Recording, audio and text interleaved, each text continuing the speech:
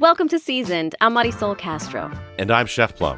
Second only to water, tea is the most consumed beverage in the whole world. But for something we drink so much, most of us know surprisingly very little about it. Ahead on Seasoned, we're going to get some lessons on tea from local experts. And later in the show, we'll talk to some chefs who share their ideas for incorporating tea into sauces, vinaigrettes, and my favorite, cookies and custards. We also talk to the farmers behind Whole Harmony Farm in Higganum about the benefits of herbal tea. But first, Tea 101. Philip Parda is a tea importer and educator. He's the co-owner of Savvy Tea Gourmet in Madison.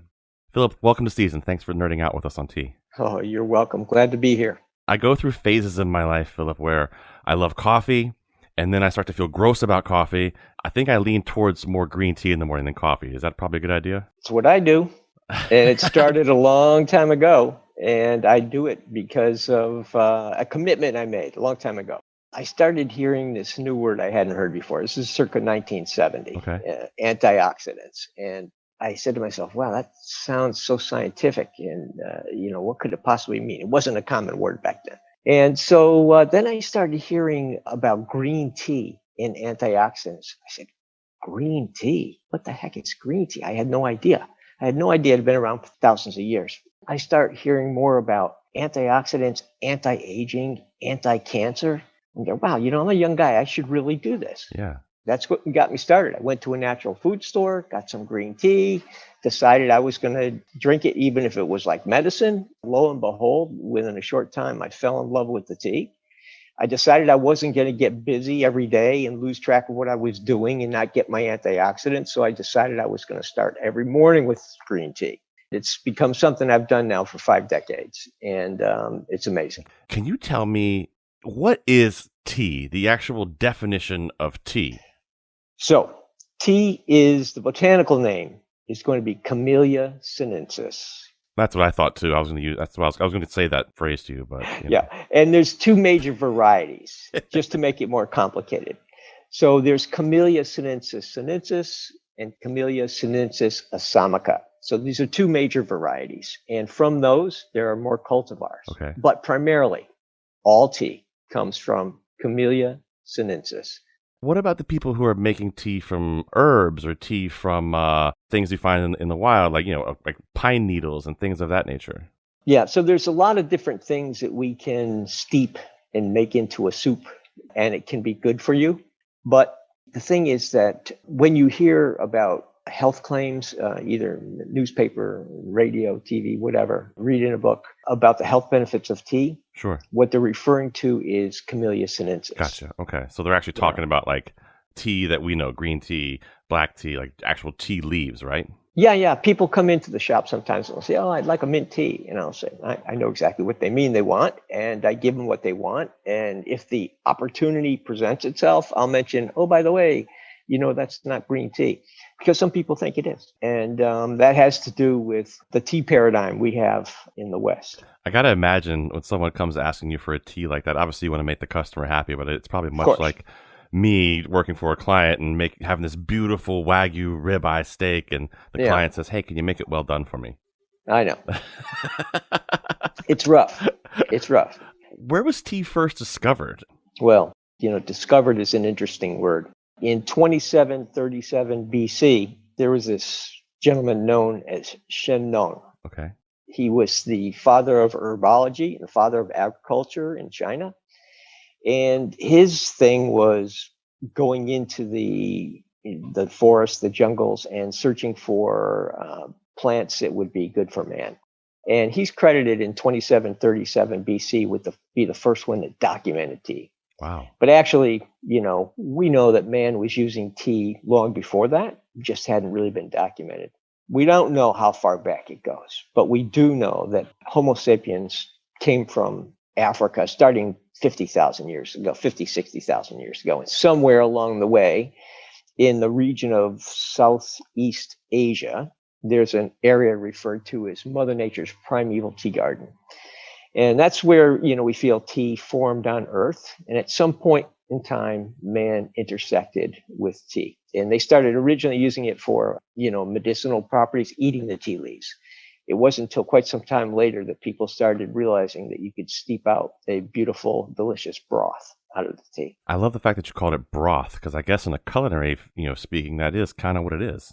In China, they call the leaves tea, and they call what we drink cha tong, tea soup. Tea soup. I'm definitely going to say that phrase today to my wife and see how that goes over. Ha! So if all tea derives from one plant, is that what I'm understanding? That's right. So how do we get green tea and black tea and white tea? How do they differentiate? Well, when you bite an apple and it turns brown, that's called oxidation. Well, somewhere along the line, people discovered that tea would oxidize after you harvest the tea leaves. As a matter of fact, what they discovered was in order to keep it from turning bad, which was in their mind originally oxidation happening, you had to do something to the tea leaves. And we call it de-enzyming. You have to apply heat. Okay. So that the tea leaves don't change into black tea right away. Originally, people thought that was a bad thing. When it was happening, turning into black, that was going bad. So they invented ways to keep the tea from oxidizing. So it's oxidation levels to create different tea types. So we have teas that are what we call unoxidized, like white and green teas. And we have teas that are fully oxidized, like black teas.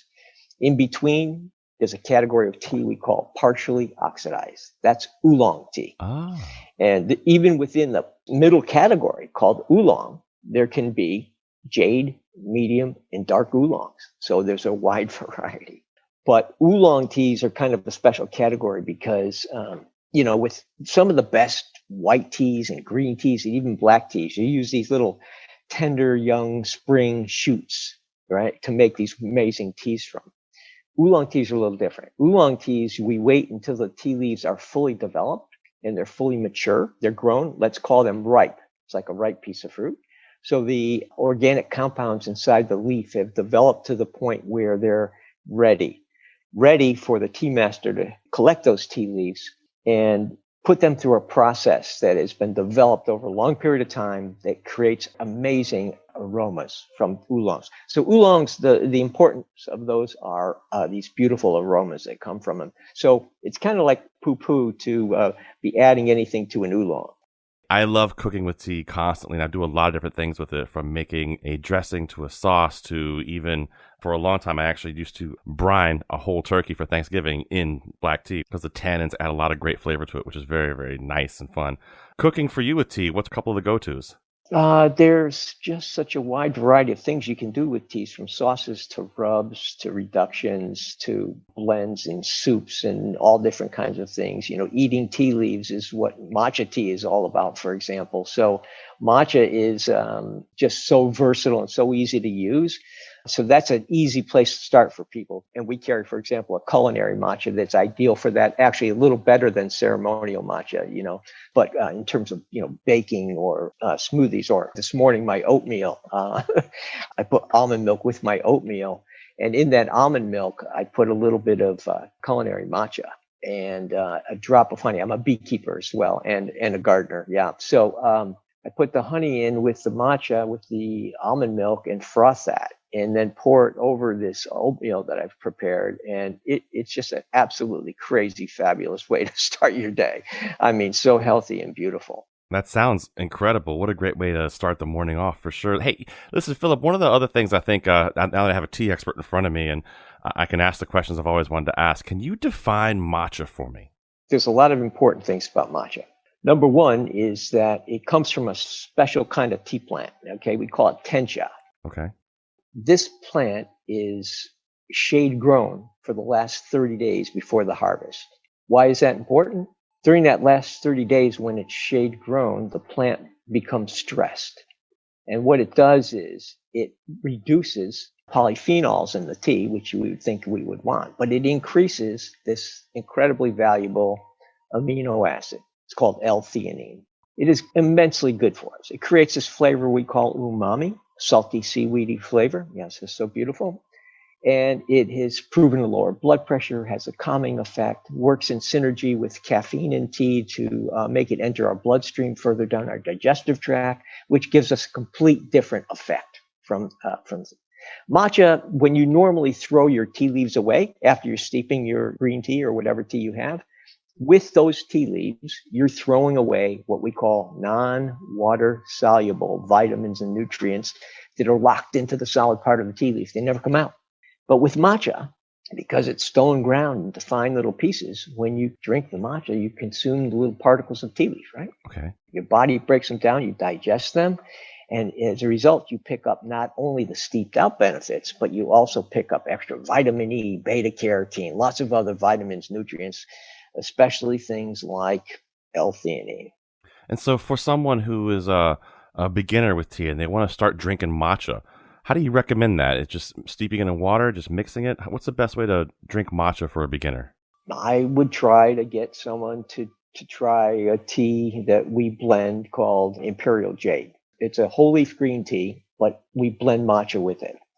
And what that does is it makes it steepable. Normally with matcha, what we do is you use a matcha bowl and a matcha whisk, just like it's done in the Japanese tea ceremony, right? So you'll put a little bit of matcha into your matcha bowl and add about that much water. Yeah. And we froth with a special bamboo whisk. It creates a foam. That foam is really important. You add a little bit more water again, and you froth again into more foam. Then you drink out of your matcha bowl. Out of the bowl. You get that foam on your lips intentionally. And what happens as you sip away and you enjoy that beautiful matcha, you swirl your bowl so you get it all. And as you do that, that coating is drying on your lips. When you lick your lips, you get this beautiful burst of salty seaweedy umami. Yeah, fabulous. So that's a beautiful process, but we're not inclined to do that every morning. And for someone just getting into it, it's a bit of a barrier. But with this tea that I was mentioning, the Imperial Jade, what we do is we make it for this reason, because it makes it, and I have it many mornings. I have about a lineup of maybe 8 different green teas I rotate. And different. I wake up in the morning, like, oh boy, which tea today? Because each one's distinctly different with its own character. Yeah. But on that rotation is Imperial Jade. Yeah. Because why? It's wonderful.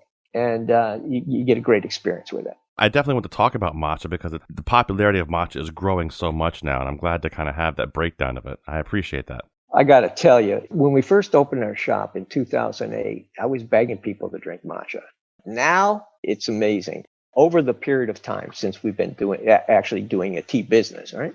We have developed this community of people that started with small amount of tea knowledge that are now, it's just so uplifting for me to see them, the teas they're drinking, the appreciation they have, the way it's changed their life. Oh my gosh, it is gratifying. Really, really super. Now, listen, Philip, when you started out, you were somewhat of an evangelist for Chinese teas because Americans didn't know much about them. What do you wish Americans knew about the Chinese teas you love so much that might help them, deepen their appreciation? Yeah, well, that's an easy one because it's what got me way back when, circa 1970. When I started drinking green tea, I did it, of course, those antioxidants, right? That's what I wanted. The thing that really started to make me amazed with tea was when I realized that there were different types of green tea. People went to great lengths to shape tea leaves in different ways to create not just different appearance, but different cup characteristics. From famous growing regions, just like wines, right? Wines from these incredible terroir around the world, right? Now people take them and they process them. Well, this is what happened with the tea leaves. Once you start looking at the shapes of these leaves, saying, why are these like this? It's just unbelievable what you begin to discover as far as tea character. And so that is why I'm so gratified by these customers in our tea community, because they've learned this and I've seen them just flourish. They just like, oh my God, this is not just incredibly healthy. This is embellishing. I mean, this makes your life, it's like, bird watching or music or fine food. This is an enriching thing. You can drink as much as you want and it's still good for you. That was Philip Parda, co-owner of Savvy Tea Gourmet in Madison. Philip is a tea importer and educator and hosts tea tastings online. Our next guest's family-owned tea company is one of the oldest in the whole country. Simpson & Vail started as a mail-order tea business in New York City in 1929. The Heron family bought the company in 1978 and eventually relocated to Brookfield in the 90s. Today, the Heron kids have taken over the family business from their parents who've retired. Jim Heron Jr. is the co-owner along with his sister Cindy. She's an herbalist, and Jim is a master tea blender. I asked Jim how he trained his palate to taste and blend teas. Yeah, it helps if you taste stuff separately. After a while, you'll know what goes into a blend. I sometimes try and think of what I want in a blend and how it will taste, and then I'll play around with different teas or berries or whatever. Like the proportions, you'll pick 3 or 4 teas that you want in a blend, and then you'll play with the proportions. And sometimes that works out, and other times you're scratch it and back to the beginning. Do you remember what your first blend was when you were you made it and you're this is it, this is delicious, I have accomplished this, I've made a tea blend that is tasty?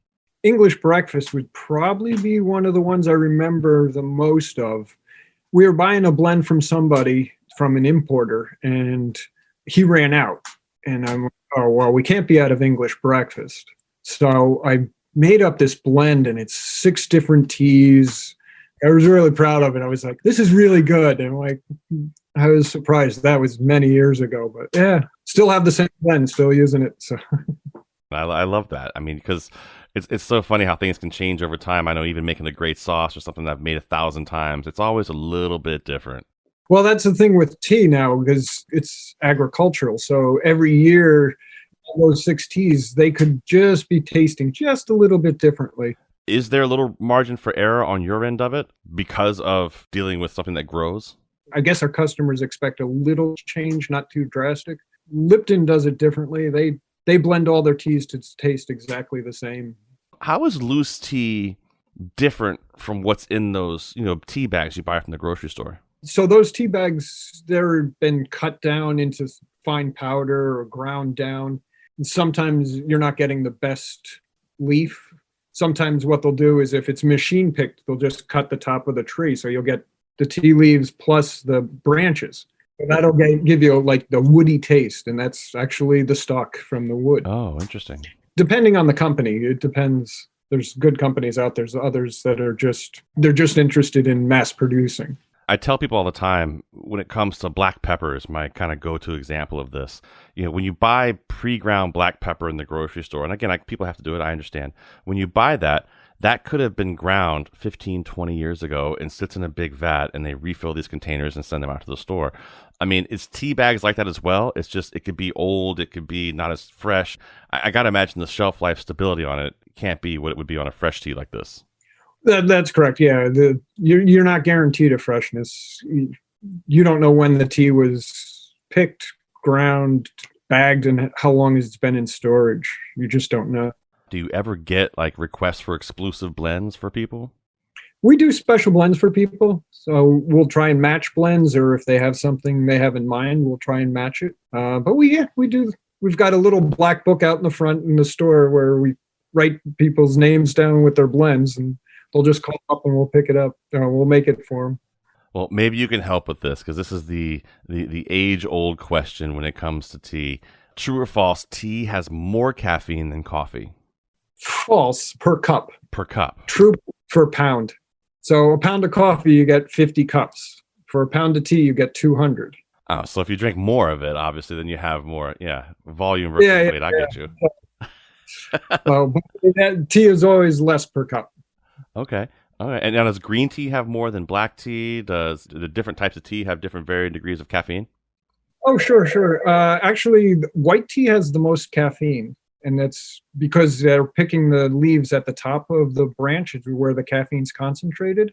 So white has the most, followed by black, oolong, and then green. Green's usually the least amount of caffeine. Interesting.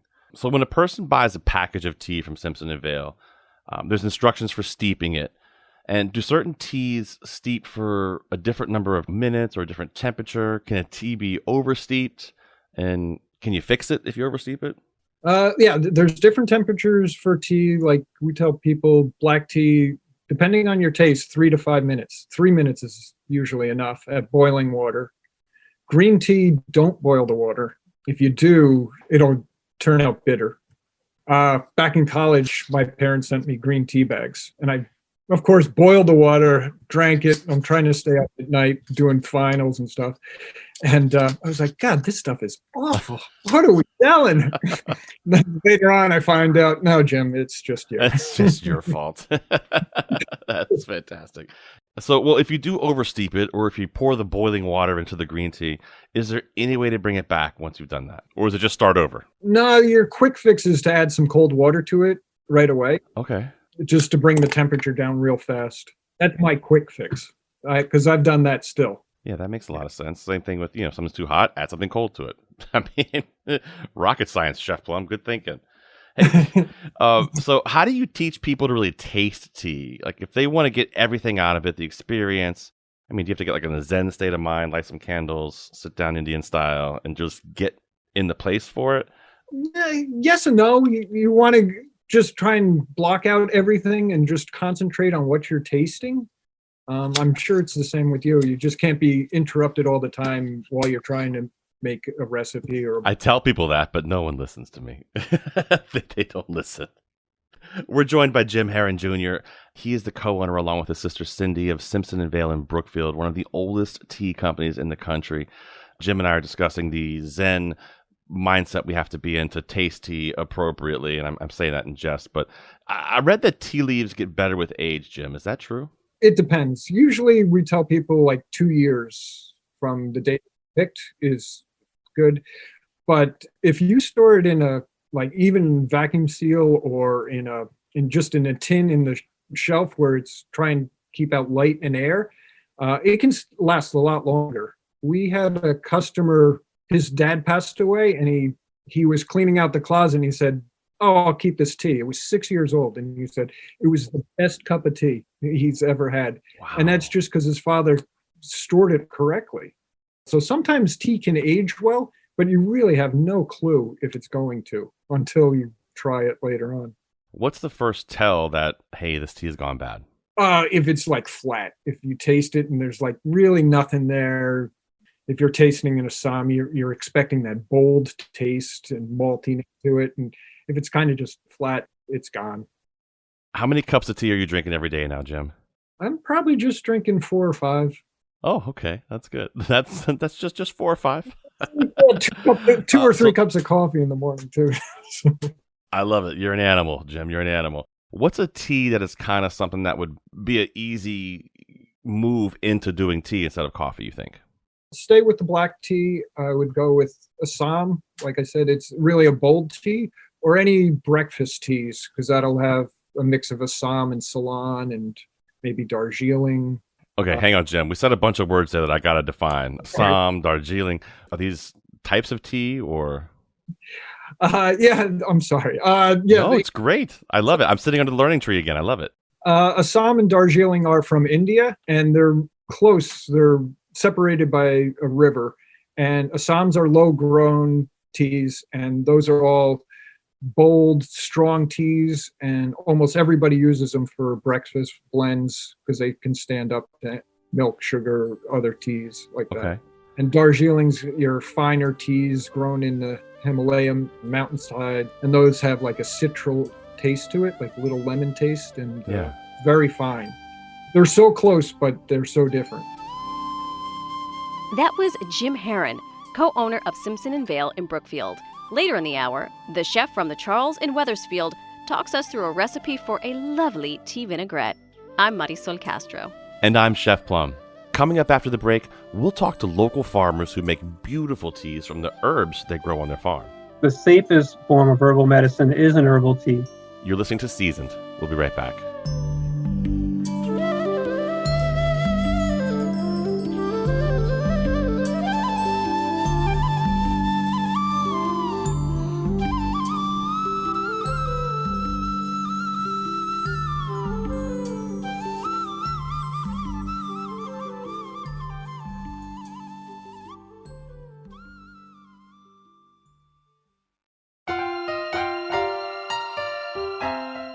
Welcome back to Seasoned. I'm Marisol Castro. And I'm Chef Plum.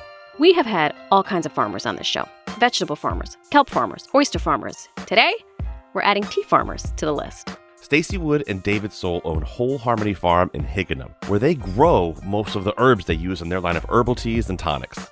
Stacy is trained as a traditional Chinese herbalist. Before she was a farmer, she'd consult with clients using herbs to treat everything from headaches to heartburn. A course called Farm to Pharmacy convinced the partners they needed to start a farm and grow the herbs they consider medicine. The goal basically is to get the herbs in you, to add to your diet. If it's not through tea, if you're just not a tea drinker, you're like, I don't like warm liquids, and maybe even iced tea doesn't work. So you can do a tincture, you can do capsules. But to getting those things into your bloodstream, I've always been taught that using a liquid, getting it through a liquid is obviously the best way to do it. Is that true? Yeah, definitely.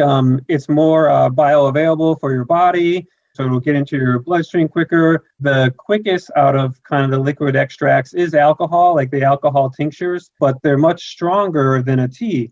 The safest form of herbal medicine is an herbal tea. Okay, so how is herbal tea different from the tea we learned about in our first segment? Stacy explains. What we are specifically into is herbal plant medicine. We actually call it botanical infusions. But it's the same premise where we're taking dried herb that we grew and we put it in boiling water and we steep it for 10 minutes covered.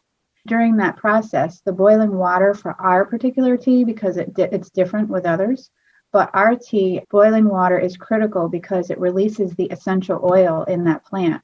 The essential oil in that plant is also known as the plant's immune system. That's the medicine or the magic, so to speak. That is what's going to help bring you back into balance. Tea almost can be more used like a technique more so than an actual thing. So if you have herbs, you're going to make a tea out of them. That's almost like it's like a verb. Yeah, I was going to say it's more of a verb than a noun. Absolutely. I like ginger tea because I like the way it makes my belly feel. Run down some of the herbs that you work with and what they help humans with, or maybe even some of our canine friends. My sister has to give her dog tea because she's crazy. Your sister or the dog? Both. Gotcha. There's definitely different classes of herbs. A couple of the common ones we hear are carminatives. So like your ginger tea, and that would be cinnamon, cayenne pepper. A lot of the spices are carminatives. There is nervines, which basically is anything that will work on your nervous system, either repairing into the cellular sense, repairing nerves, or even calming or relaxing nerves. So those are mostly like your stress teas. And then there's a couple other classes, some tonic herbs and vulneraries, there's a couple others, but those are the main ones we usually stick with. On the farm, some of the main herbs that we grow, Tulsi Rama, Tulsi is probably our number one herb, which is also called holy basil. It is a basil. So it would grow similar to like your typical Genovese basil that you were going to grow in the garden. It looks, and maybe even flavor-wise, is more like a Thai basil without the spice. There's some like citrus notes in it, like a little bit of some peppermint notes. And we use it mostly in the base of a lot of our teas. I would say 75% of our teas use Tulsi as the base. Another herb we grow a lot of is lemon balm. And lemon balm is one of those nervines. It's calming, relaxing, and of course gives that wonderful lemon flavor to a tea. So if you have maybe a Tulsi and a lemon balm mixed together and you make a tea out of it, it almost tastes similar to a green tea with a little bit of lemon added to it. But it's going to be calming and relaxing. Another herb we grow is skullcap. This is also another nervine from the mint family. And it almost looks like a mint plant, but it's a little more bushy and has these beautiful purple flowers. It does grow wild along the Connecticut River. We cultivate it. We usually do not wildcraft. We try to cultivate all our herbs in the field.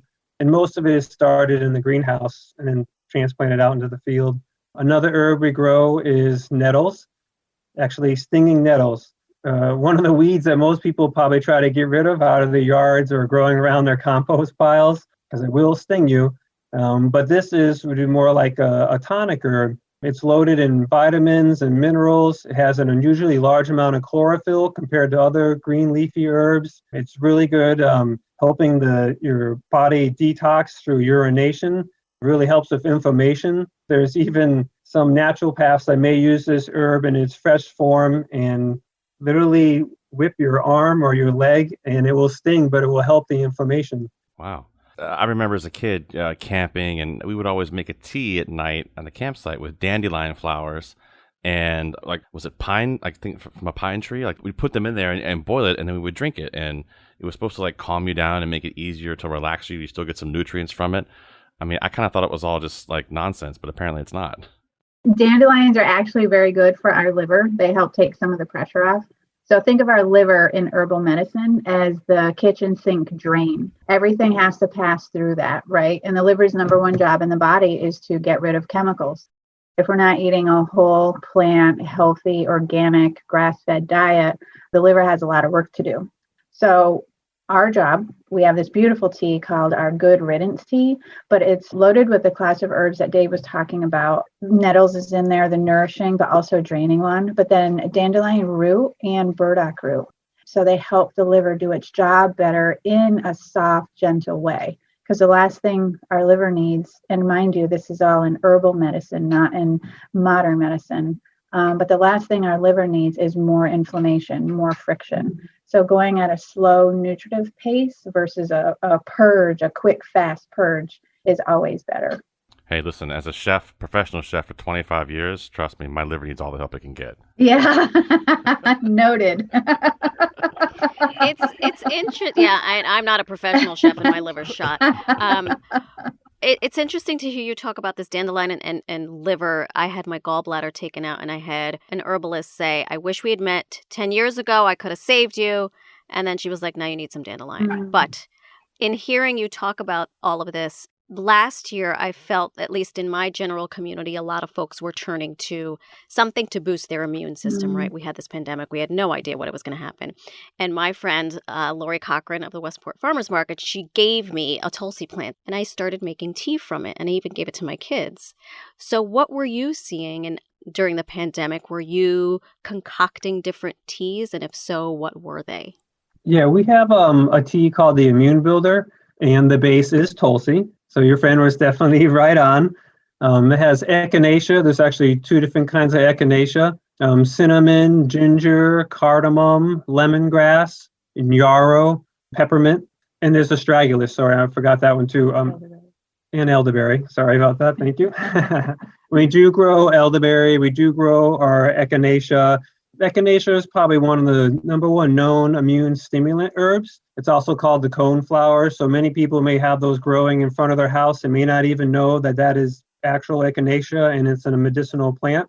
Actually, you can find out very quickly its medicinal powers by eating any part of the plant. Even the petals, the stems, the leaves, we use the roots, which are the strongest, but all parts of the plant are medicinal. But when you eat them, your mouth immediately will begin to tingle and you will salivate a little bit.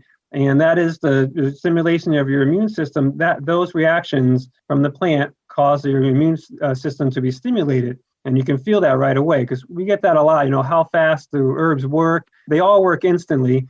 Same as when you eat food, it's doing something instantly in your body. Just some of them are much stronger than others and you can feel them right away. I do want to mention one other thing. There's a funny fact. We were talking about dandelion. So we do not grow dandelion on our farm. We actually buy that one. It's one of the herbs we do have to buy. We tried to grow it. I could not get it to germinate. And even the ones that germinated, they just weren't happy out in the field. It doesn't want to be pampered at all.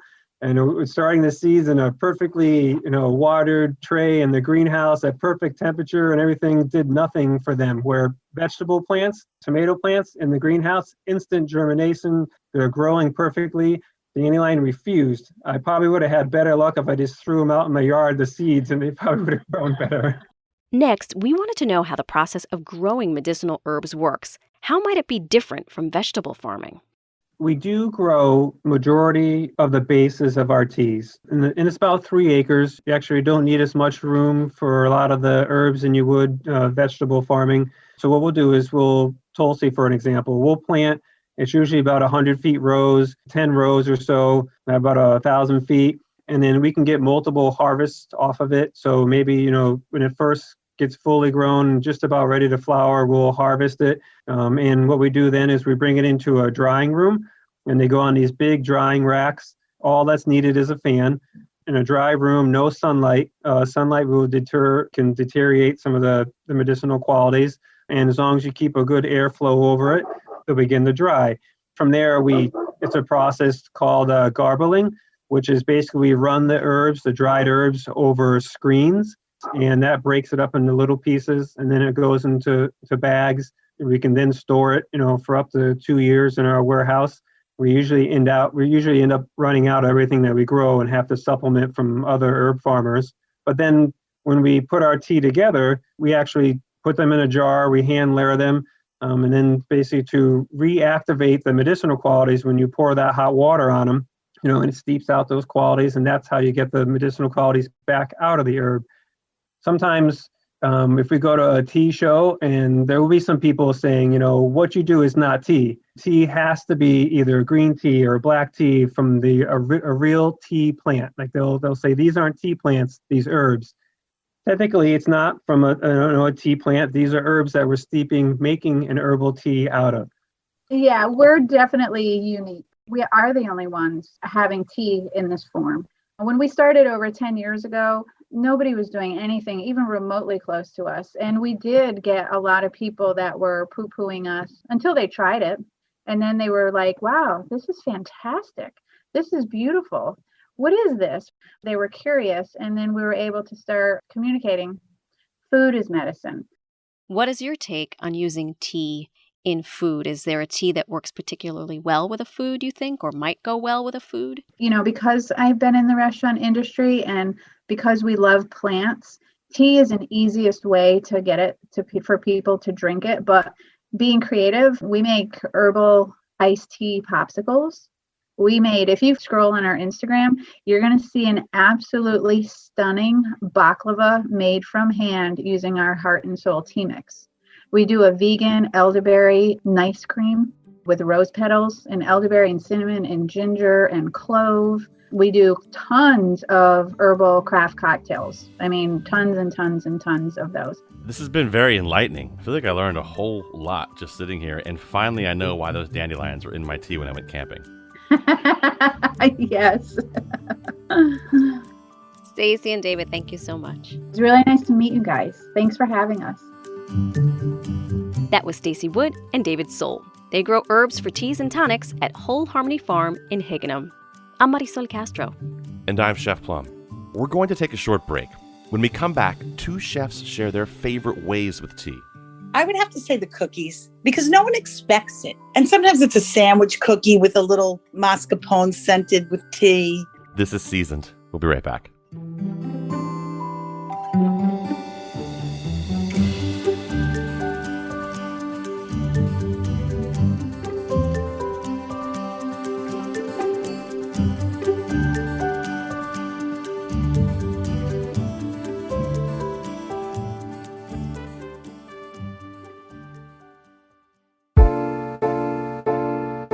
Welcome back to Seasoned. I'm Marisol Castro. And I'm Chef Plum. To a chef, tea is not just an aromatic drink, it's an ingredient. Chefs have one essential question for every single delicious plant they encounter. What can I make with this? Yeah, so I put that question out on Facebook, and several chef friends replied. First, Tom Caldy is the executive chef at the Charles in Old Weathersfield. We Zoomed while he was on break from the kitchen. He talks us through his hibiscus rose tea vinaigrette, which he uses over roasted beets. It almost started out as like a gastrique type thing, but realized that I could actually still get the aromatic from the tea as well as, still have the oil in there to make it more of a traditional vinaigrette. Yeah, really, it's very, even for, the home cook, it can easily be adjusted. The one we're going to be talking about today has hibiscus and rose, but you can even use Earl Grey, whatever your favorite tea is, and kind of run with it. I made it first time in Las Vegas when actually a lady used to make Jamaica, which is like a sweet and sour tea made from hibiscus. And I was like enamored by it. And I was like, okay, so how can I do this and, kind of apply it to a dish? And we added the rose in there, a little bit more acidity than that with earthiness of the beets. Typically I accompany it with goat cheese and maybe some sort of toasted nut like hazelnuts, for instance. But once again, that's just one aspect. You see a lot of people doing smoking and brining. Tea has a lot of functions. It's not only for flavor, but also, the aromatics that you get from it. It's almost like a a version of a white truffle where, sometimes maybe the flavor is subdued a little bit, but the aromatics are really what you're going for. Yeah, totally. For Thanksgiving time, before I started frying turkeys, I would always brine my turkey in a sweet tea mixture, actually, like Southern style sweet tea. I let it sit in it for about 12, 14 hours. And nice. It adds a lot of flavor, and those tannins really add some flavor to it as well. How do you personally, like we talked about smoking and obviously making the vinaigrette, but cooking with tea, what's something like some applications you use it in aside from, making the vinaigrette? Once again, I mean, sometimes it's easier to just treat the tea as you kind of normally would. I mean, some sugar and base liquid. I mean, that can be, something that just gives, again, the aromatics to a dish. Could be a finishing liquid on a fish dish, for instance, depending on how light or heavy you go. That's one of the coolest things. There's so many varieties of teas that really the possibilities are endless. You could pair it just as easily with duck or, any game meat as you can, seafood and other things. But, what we're always trying to do is just extract the most flavor out of anything that we can. And tea obviously is a very concentrated version of it. So it's still a great tool to have. And, and then, like I said, there's the smoking of things that, imparts that subtle hint of whatever it is that you're using. Right. Using hibiscus or green tea, it kind of adds those hints to it. You can make it so, but I mean, it's never overwhelming. So just having this, lovely nuance to whatever dish you have, really kind of makes someone say, what is that? That question mark of, this seems familiar, but I don't really know what's going on. So. I've actually made almost like a beurre blanc using tea before, where I would reduce down some black tea. I'm not talking like reduce to a cuisson, but like just reduce it down and then mount it a little bit, which means add butter to it. And then it comes out really nice to put on top of actually a roast chicken is how I did it. I did a really simple, nice herby roast chicken and just reduced some tea, a little bit of butter, and it made a really cool sauce. Definitely not like a beurre blanc, but the same idea. No, absolutely. See, that's one thing I haven't thought of. This is why we have these conversations. That's right. That's right. The dish that we're talking about today, just run through it for me really quick. I probably should just start with that. This beet dish with this vinaigrette. Tell us about that a little bit. Salt roasting beets is a really good route to go. It has, kind of ionizes the salt, so the salt penetrates into the beet, and you kind of have this internally seasoned beet to begin with. So for the actual vinaigrette, what I start by doing is taking the vinegar. In this case, I use a white balsamic that's the lower on the acidity side.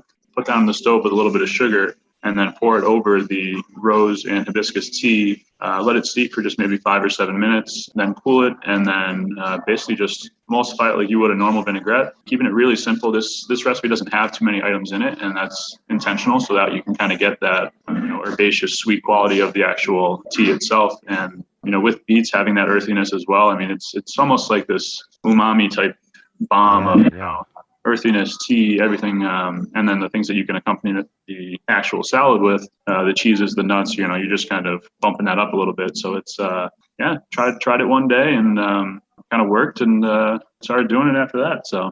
I love roasted beets. And I'll tell you what a great dish for people who are home cooks to make at home. Tom is actually giving us the recipe. It's going to be posted at ctpublic.org/season. I can't wait to do it. Chef, final tips for anybody making this at home. Are there any mistakes that you made that you've learned from, or is it pretty straightforward? The one thing you might want to watch is the amount of time you're actually steeping it. The tannins, the bitterness can kind of come out if you oversteep it. So whatever tea you're using, I mean, even if you look at the back of the box or whatever it may be, the key is just trying to keep it in that reasonable time frame where you're not pulling out all the lesser qualities that you'd like to pull out of the bitterness of the actual tea itself. But other than that, I mean, if you can brew a cup of tea, there's plenty of things you can do with just that. So thanks, Chef. Thanks, Bum. I appreciate it. I also talked to Cheryl Stair. She is the caterer extraordinaire behind the Art of Eating and a legend in Bridgehampton, New York. Thanks for joining us and sharing your ideas for cooking with tea, Cheryl. You're welcome. Glad to be here. You make a peanut sauce, or you use tea in a peanut sauce. Can you tell us a little bit about that? It's just the standard peanut sauce that people put on noodles or grilled chicken, but I change it up depending on what else is going on the menu. And it's usually too thick. So besides all of putting mirin and other things in there, sometimes I thin it with a beautiful jasmine tea for those notes. Or there's a tea that I get in the village at this tea shop called Sun's Organic Tea. And I get what they call fun tea. And it's got orange and marigold and mango. Sounds delicious. Oh my gosh, it's so delicious. And I mix it with a little lapsang souchong for a tiny bit of smoky flavor, then thin the peanut sauce with that. Wow.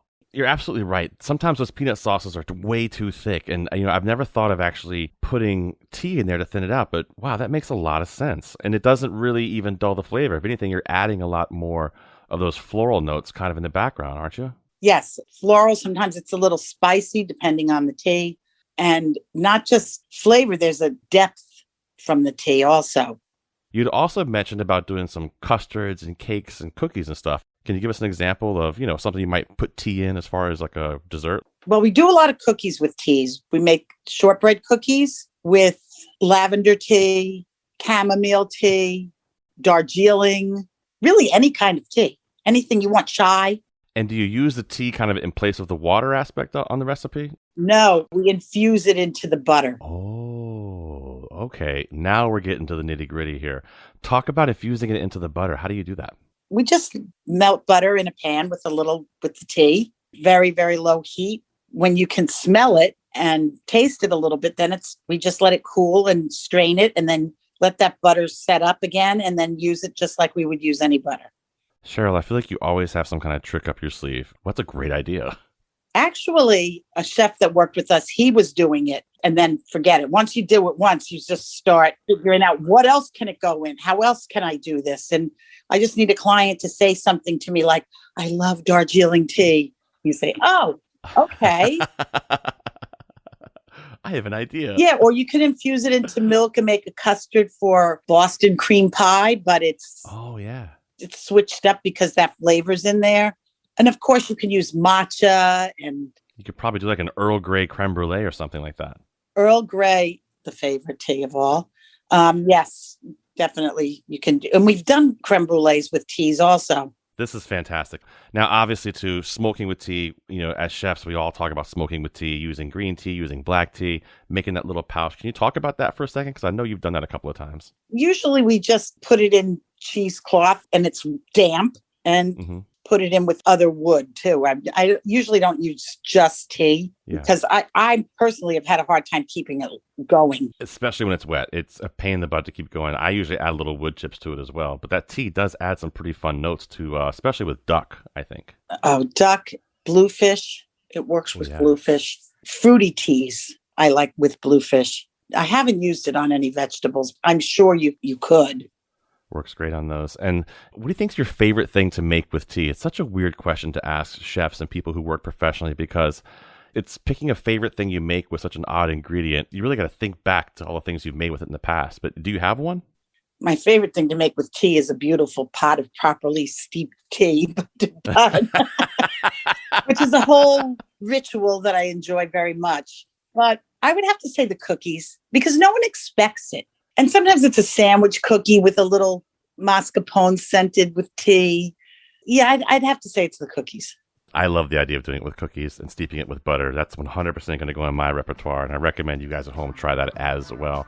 Cheryl, I can't thank you enough for your time and taking a few minutes. I know how busy you are and hanging out with me and chatting a little bit about tea and baking and smoking and putting it in custards. I love this conversation. Thanks, Plum. It's nice to talk to you. Thanks for having me. That was Cheryl Stair, co-owner of Art of Eating Event Planners and Catering in Bridgehampton, New York. Plum, if you end up baking some of Cheryl's favorite tea cookies, you know exactly what to do. Bake an extra batch for me. Who wouldn't love a tea-infused butter cookie situation? I'm Marisol Castro. And I'm Chef Plum. I am not sharing any cookies with you, Marisol, sorry. Seasoned is produced by Robyn Doyon-Aitken and Catie Talarski. Our interns are Zshekinah Collier and Joseph Vazquez. Thanks for listening, everybody. See you next week.